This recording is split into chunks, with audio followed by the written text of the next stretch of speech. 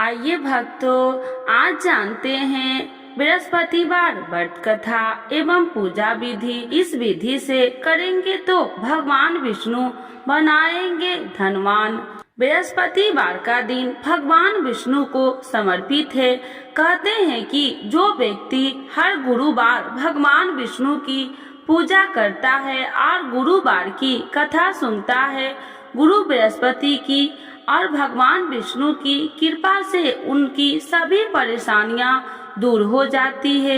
लेकिन गुरुवार की व्रत कथा और पूजा के कुछ नियम है जिनका बड़ी ही सावधानी से पालन करना चाहिए। आइए जानते हैं गुरुवार के व्रत कथा और व्रत से जुड़े नियम। गुरुवार व्रत पूजा कथा में कई ऐसी बातें बताई गई है जिन्हें मनुष्य को ध्यान पूर्वक अपनाना चाहिए। कहते हैं जो व्यक्ति श्रद्धा भाव से गुरुवार को भगवान विष्णु की पूजा करता है और गुरुवार व्रत की कथा कहता है और सुनता है, उसकी गरीबी और कष्ट को भगवान विष्णु दूर करते हैं। जीवन में सुख समृद्धि के लिए गुरुवार के दिन आप भी इस गुरुवार व्रत कथा को सुने या पढ़े। बृहस्पतिवार के दिन सूर्योदय से पहले ही उठे और नित्य क्रम से नियुक्त होकर पीले रंग के वस्त्र पहने, पूरे घर में गंगा जल छिड़के। इसके बाद पूजा घर में श्री हरि विष्णु की मूर्ति या चित्र स्थापित करे। फिर पीले रंग के गंध पुष्प और अक्षत चढ़ाए। इसके बाद चना गुड़ और मुनक्का चढ़ाकर विधि विधान से पूजन शुरू करे। मंत्र का जाप करे। मंत्र ओम नमो भगवते वासुदेवाय नमः। इस मंत्र का जाप करे। व्रत की कथा पढ़े। कथा पढ़ने के बाद केले के पेड़ में जल चढ़ाए।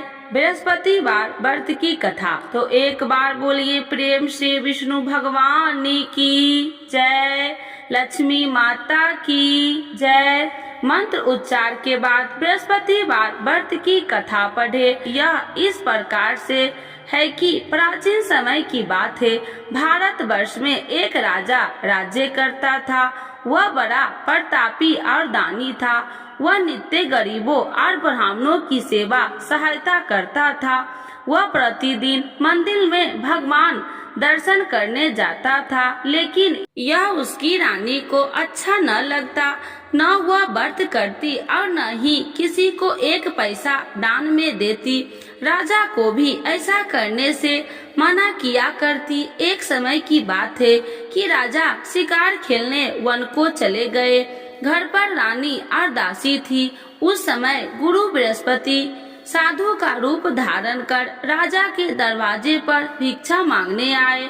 साधु ने रानी से भिक्षा मांगी तो वह कहने लगी, हे साधु महाराज, मैं इस दान और पुण्य से तंग आ गई हूँ।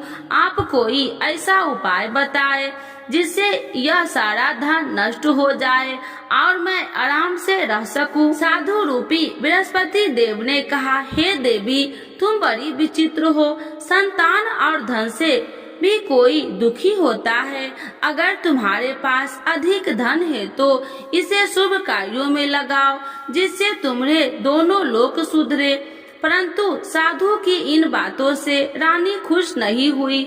उसने कहा कि मुझे ऐसे धन की आवश्यकता नहीं जिसे मैं दान में दूं तथा जिसको संभालने में ही मेरा सारा समय नष्ट हो जाए। साधु ने कहा, यदि तुम्हारी ऐसी इच्छा है तो जैसे मैं तुम्हें बताता हूँ तुम वैसे ही करना। बृहस्पतिवार के दिन तुम घर को गोबर से लिपना, अपने केसे को पीली मिट्टी से धोना, केसे को धोते समय स्नान करना, राजा से हजामत बनाने को कहना, भोजन में मांस मदिरा खाना, कपड़ा धोबी के यहाँ धुलने डालना। इस प्रकार 7 बृहस्पतिवार करने से तुम्हारा समस्त धन नष्ट हो जाएगा। इतना कहकर साधु बने बृहस्पति देव अंतर ध्यान हो गए। साधु के कहे अनुसार करते हुए रानी को केवल 3 बृहस्पतिवार ही बीते थे कि उसकी समस्त धन संपत्ति नष्ट हो गई। भोजन के लिए परिवार तरसने लगा। एक दिन राजा रानी से बोला, हे रानी, तुम यहीं रहो, मैं दूसरे देश को जाता हूँ, क्योंकि यहाँ पर मुझे सभी जानते हैं, इसीलिए मैं कोई छोटा कार्य नहीं कर सकता। ऐसा कहकर राजा परदेश चला गया। वहाँ वह जंगल से लकड़ियाँ काट कर लाता और शहर में बेचता। इस तरह वह अपना जीवन व्यतीत करने लगा। इधर राजा के बिना रानी और दासी दुखी रहने लगी। एक समय जब रानी और दासियों को 7 दिन बिना भोजन के रहना पड़ा तो रानी ने अपनी दासी से कहा, हे दासी, पास ही के नगर में मेरी बहन रहती है, वह बड़ी धनवान है, तू उसके पास जा और कुछ ले आ, ताकि थोड़ा बहुत गुजर बसर हो जाए। दासी रानी की बहन के पास गई। उस दिन बृहस्पतिवार था। रानी की बहन उस समय बृहस्पतिवार की कथा सुन रही थी। दासी ने रानी की बहन को अपनी रानी का संदेश दिया, लेकिन रानी की बहन ने कोई उत्तर नहीं दिया। जब दासी को रानी की बहन से कोई उत्तर नहीं मिला तो वह बहुत दुखी हुई। उसे क्रोध भी आया। दासी ने वापस आकर रानी को सारी बात बता दी। सुनकर रानी ने अपने भाग्य को कोसा। उधर रानी की बहन ने सोचा कि मेरी बहन की दासी आई थी, परंतु मैं उससे नहीं बोली, इससे वह बहुत दुखी हुई होगी। कथा सुनकर और पूजन समाप्त कर वह अपनी बहन के घर गई और कहने लगी, हे बहन, मैं बृहस्पतिवार का व्रत कर रही थी, तुम्हारी दासी गई, परंतु जब तक कथा होती है तब तक न उठते हैं और न ही बोलते हैं, इसीलिए मैं नहीं बोली। कहो दासी क्यों गई थी? रानी बोली, बहन, हमारे घर अनाज नहीं था। ऐसा कहते कहते रानी की आंखें भर आई। उसने दासियों समेत भूखा रहने की बात भी अपनी बहन को बता दी। रानी की बहन बोली, बहन देखो, बृहस्पति देव भगवान सबकी मनोकामना पूर्ण करते हैं, देखो शायद तुम्हारे घर में अनाज रखा हो। यह सुनकर दासी घर के अंदर गई तो वहाँ उसे एक घड़ा अनाज का भरा मिल गया। उसे बड़ी हैरानी हुई, क्योंकि उसे एक बर्तन देख लिया था। उसने बाहर आकर रानी को बताया। दासी रानी से कहने लगी, हे रानी, जब हमको भोजन नहीं मिलता तो हम व्रत ही तो करते थे, इसीलिए क्यों न इनसे व्रत और कथा की विधि पूछ ली जाए, हम भी व्रत किया करेंगे। दासी के कहने पर रानी ने अपनी बहन से बृहस्पतिवार व्रत के बारे में पूछा। उसकी बहन ने बताया, बृहस्पतिवार के व्रत में चने की दाल और मुनक्का से विष्णु भगवान का केले की जड़ में पूजन करे तथा दीपक जलाए, पीला भोजन करे तथा कथा सुने। इससे गुरु भगवान प्रसन्न होते हैं, मनोकामना पूर्ण करते हैं। व्रत और पूजन की विधि बताकर रानी की बहन अपने घर लौट आई। रानी और दासी दोनों में निश्चय किया कि बृहस्पति देव भगवान का पूजन जरूर करेंगे। 7 रोज बाद जब बृहस्पतिवार आया तो उन्होंने व्रत रखा। घुड़सार में जाकर चना और गुड़ बिन लाई तथा उसकी दाल से केले की जड़ तथा विष्णु भगवान का पूजन किया। अब पीला भोजन कहाँ से लाए? दोनों बड़ी दुखी हुई, परंतु उन्होंने व्रत किया था, इसीलिए बृहस्पति देव भगवान प्रसन्न थे। एक साधारण व्यक्ति के रूप में वे दोनों थालों में सुंदर पीला भोजन लेकर आए और दासी को देकर बोली, हे दासी, यह भोजन तुम्हारे लिए और तुम्हारी रानी के लिए है, इसे तुम दोनों ग्रहण करना। दासी भोजन पाकर बहुत प्रसन्न हुई। उसने रानी को सारी बात बताई। उसके बाद से वे प्रत्येक बृहस्पतिवार को गुरु भगवान का व्रत और पूजन करने लगी। बृहस्पति भगवान की कृपा से उनके पास धन हो गया, परंतु रानी फिर पहले की तरह आलस करने लगी। तब दासी बोली, देखो रानी, तुम पहले भी इसी प्रकार आलस करती थी, तुम्हें धन रखने में कष्ट होता था, इस कारण सभी धन नष्ट हो गया। अब गुरु भगवान की कृपा से धन मिला है तो फिर तुम्हें आलस होता है। बड़ी मुसीबतों के बाद हमने ये धन पाया है, इसीलिए हमें दान पुण्य करना चाहिए। अब तुम भूखे मनुष्य को भोजन कराओ, प्याव लगवाओ, ब्राह्मणों को दान दो, कुआं, तालाब, बावड़ी आदि का निर्माण कराओ, मंदिर, पाठशाला बनाकर ज्ञान दो, कुमारी कन्याओं का विवाह करवाओ, अर्थात धन को शुभ कार्यों में खर्च करो, जिससे तुम्हारे कुल का यश बढ़ेगा तथा स्वर्ग की प्राप्ति हो और पितृ प्रसन्न हो। दासी की बात मानकर रानी शुभ कर्म में करने लगी, उसका यश फैलने लगा। एक दिन रानी और दासी आपस में विचार करने लगी कि जाने राजा किस दशा में होंगे, उनकी कोई खोज खबर भी नहीं है। उन्होंने श्रद्धा पूर्वक गुरु बृहस्पतिवार भगवान से प्रार्थना की, राजा जहाँ कहीं भी हो शीघ्र वापस आ जाए। उधर राजा परदेश में बहुत दुखी रहने लगा। वह प्रतिदिन जंगल से लकड़ियाँ बीन कर लाता और उसे शहर में बेचकर अपने दुखी जीवन को बड़ी कठिनता से व्यतीत करता। एक दिन दुखी हो अपनी पुरानी बातों को याद करके वह रोने लगा और उदास हो गया।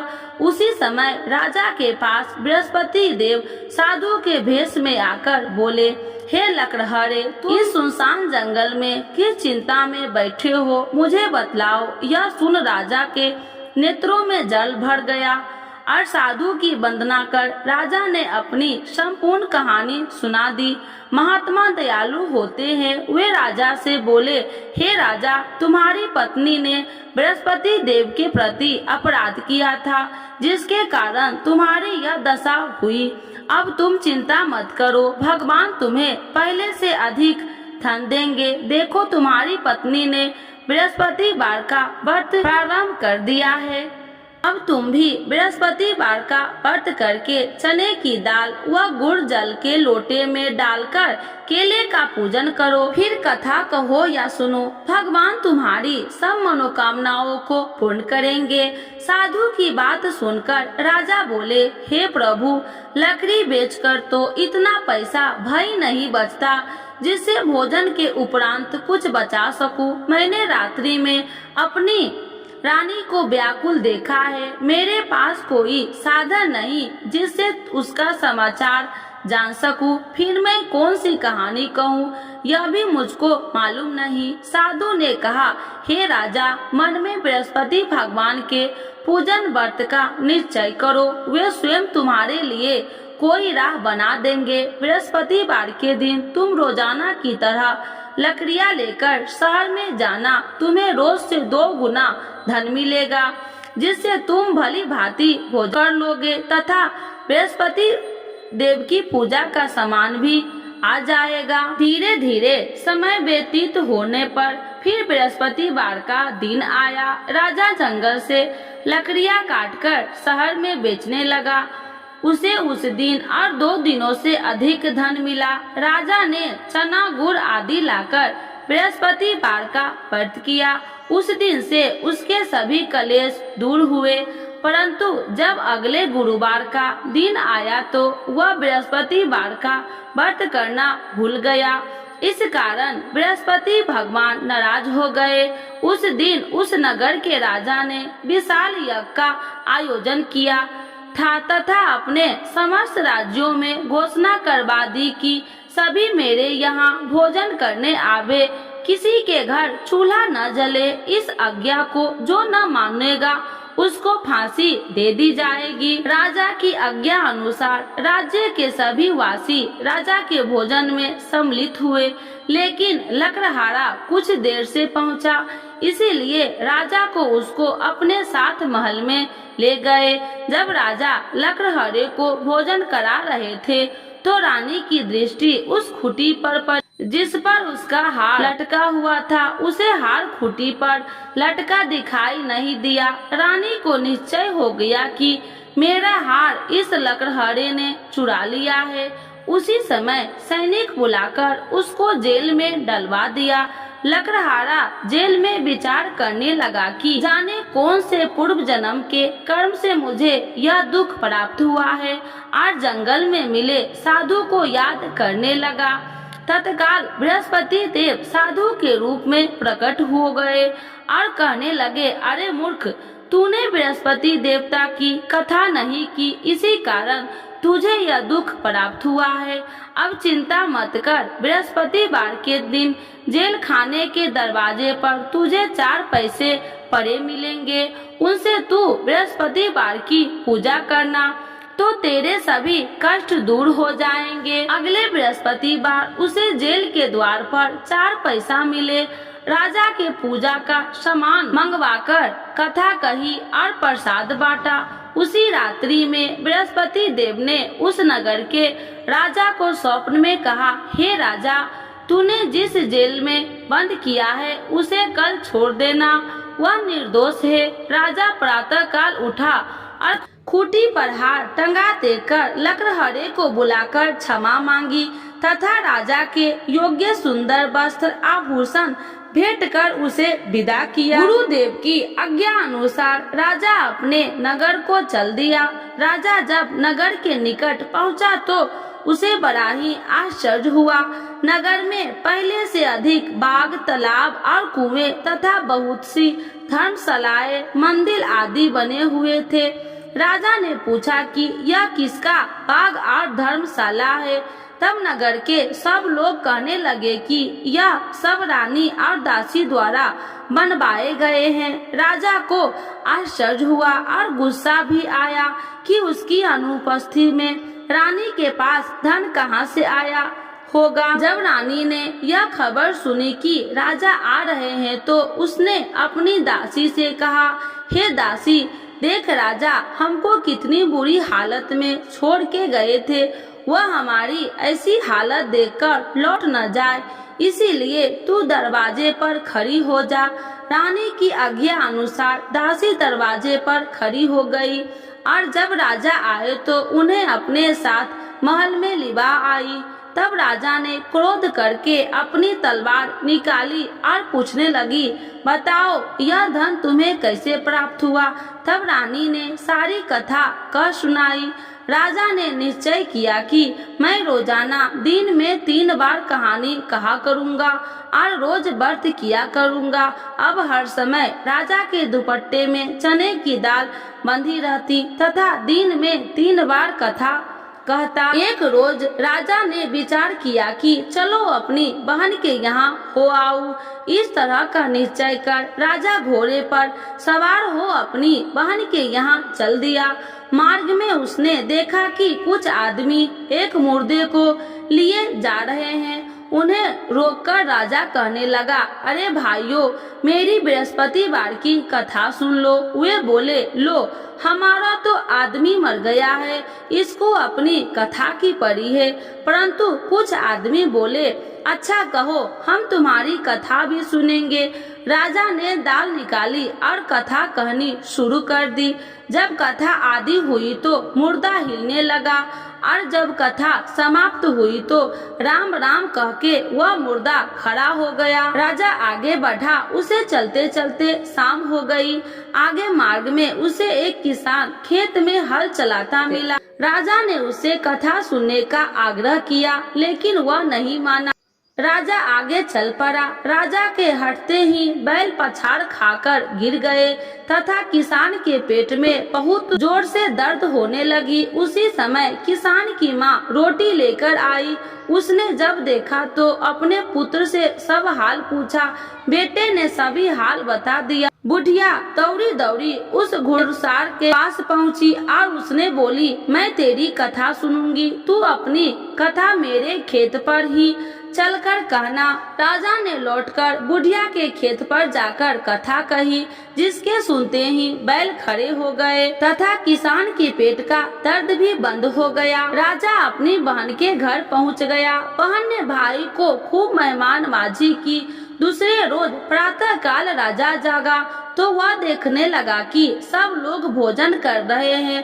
राजा ने अपनी बहन से जब पूछा, ऐसा कोई मनुष्य नहीं है जिसने भोजन नहीं किया हो। जो मेरी बृहस्पतिवार की कथा सुन ले। बहन बोली, हे भैया, यह देश ऐसा ही है। यहाँ लोग पहले भोजन करते हैं, बाद में कोई अन्य काम करते हैं। फिर वह एक कुम्हार के घर गई जिसका लड़का बीमार था। उसे मालूम हुआ कि उसके यहाँ 3 दिन से किसी ने भोजन नहीं किया है। रानी ने अपने भाई की कथा सुनने के लिए कुम्हार से कहा। वह तैयार हो गया। राजा ने जाकर बृहस्पतिवार की कथा कही, जिसको सुनकर उसका लड़का ठीक हो गया।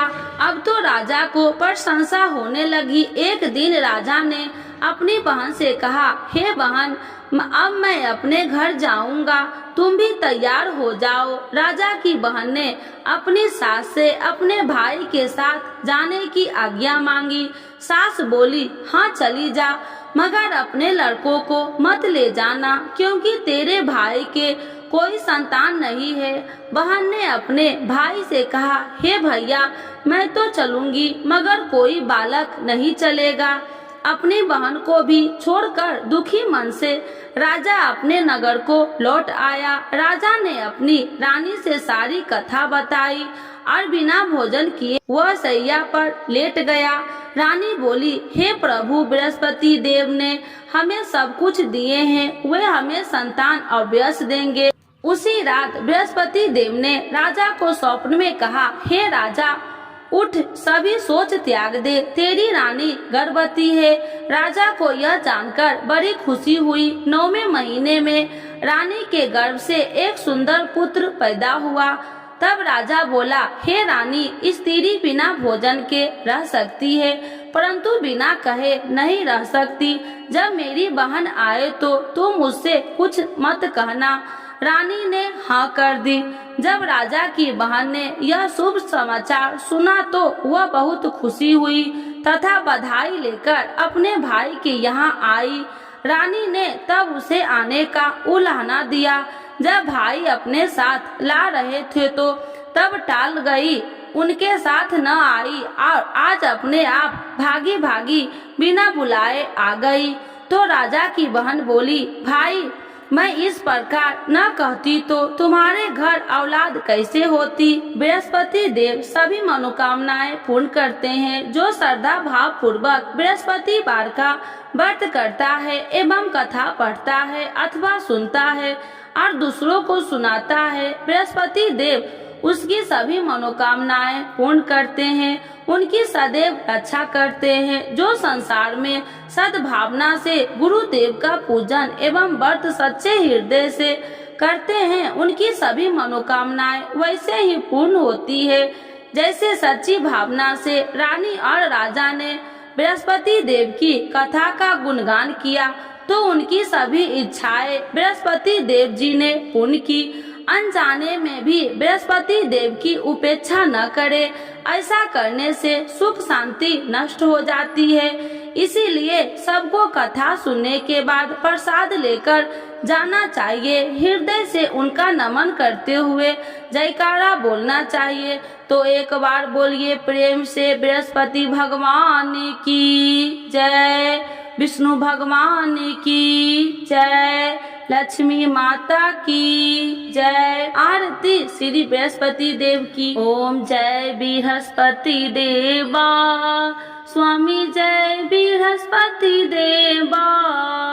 छीने छीने भोग लगाऊं, छीने छीने भोग लगाऊं, कदली फल में बा।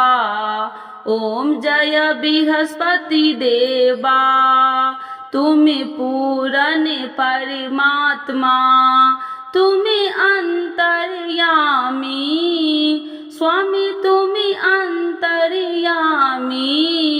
जगत पिता जगदीश्वर, जगत पिता जगदीश्वर, तुम्ही सबके स्वामी।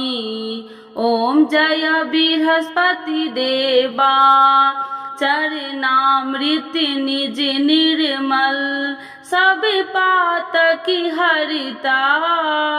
स्वामी सब पातक हरिता, सकल मनोरथ दायकी, सकल मनोरथ दायकी, कृपा करो भरिता।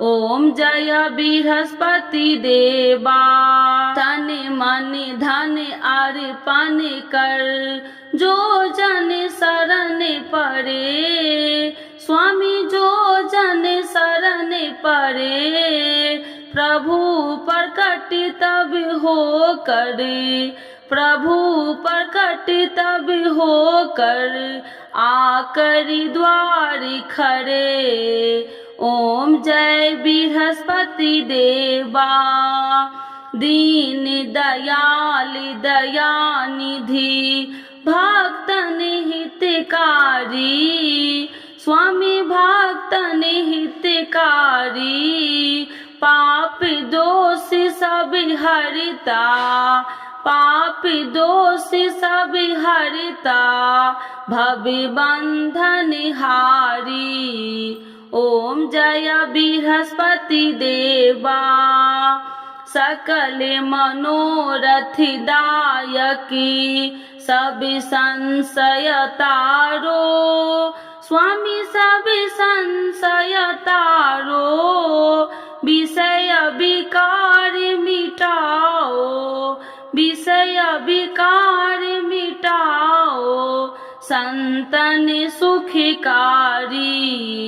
ओम जय बृहस्पति देवा, जो कोई आरती तेरी प्रेम सहित गावे, स्वामी प्रेम सहित गावे, ज्येष्ठानंद बंद सो, ज्येष्ठानंद बंद सो, सो निश्चय पावे। ओम जय बृहस्पति देवा, स्वामी जय बृहस्पति देवा। बृहस्पति भगवान की जय, विष्णु भगवान की जय, लक्ष्मी माता की जय।